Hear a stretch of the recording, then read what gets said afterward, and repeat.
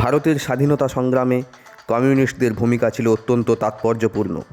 হাওড়া জেলার অন্যতম স্বাধীনতা সংগ্রামী ও কমিউনিস্ট নেতা জীবন মাইতির মৃত্যু দিবস স্মরণে আজ 5ই সেপ্টেম্বর সারা জেলার সাথে শ্যামপুর সিপিআইএমের 1 ও 2 নম্বর এরিয়া কমিটির উদ্যোগে রক্তদান শিবিরের আয়োজন করা হয়।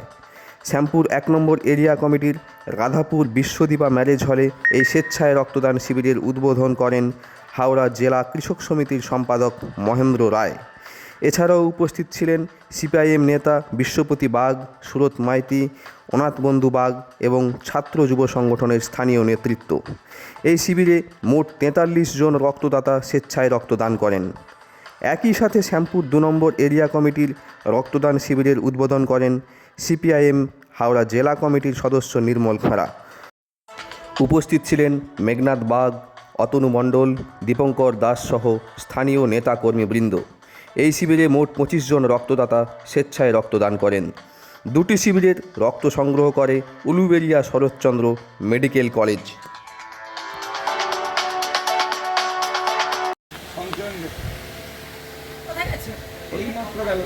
ভারতের স্বাধীনতা সংগ্রামী হাওড়া জেলার স্বাধীনতা সংগ্রামের প্রথম কমিউনিস্ট নেতা প্রয়াত কমরেড জীবন মাইতি স্মরণে স্বেচ্ছায় রক্তদান শিবির 1970 সালে হাওড়া জেলায় সেই সময়কারে বামপন্থী আন্দোলনের অন্যতম পুরোধা ছিলেন।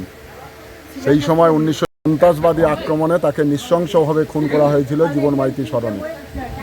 গোটা হাওড়া জেলা জুড়ে এই প্রয়াত জীবন মাইতিকে শ্রদ্ধা জানানোর জন্যে গোটা হাওড়া জেলার 28টা আমাদের পার্টি, ভারতের কমিউনিস্ট পার্টি মার্ক্সবাদীর উদ্যোগে 28টা জায়গায় একই দিনে একই সময়ে এই স্বেচ্ছায় রক্তদান শিবির অনুষ্ঠিত হচ্ছে।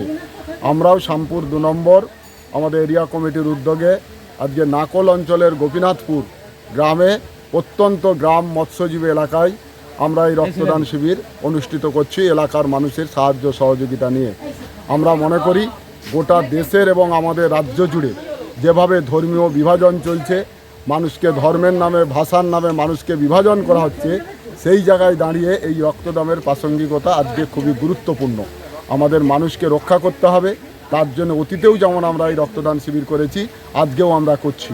কিন্তু গোটা দেশ জুড়ে এবং রাজ্য জুড়ে গোটা দেশের সরকার, আরএসএস পরিচালিত ফ্যাসিস্ট সরকার, বিজেপি সরকার এবং রাজ্যে আমাদের রাজ্যে তৃণমূল কংগ্রেস সরকার, তারা একের পর এক মানুষের রক্ত নেয়ার কাজ তারা করছে। তামান্না খুন হয়ে গেছে, তার বিচার হয় না। অভয়া নৃশংসভাবে খুন হয়েছে, তার কোনো বিচার হয় না।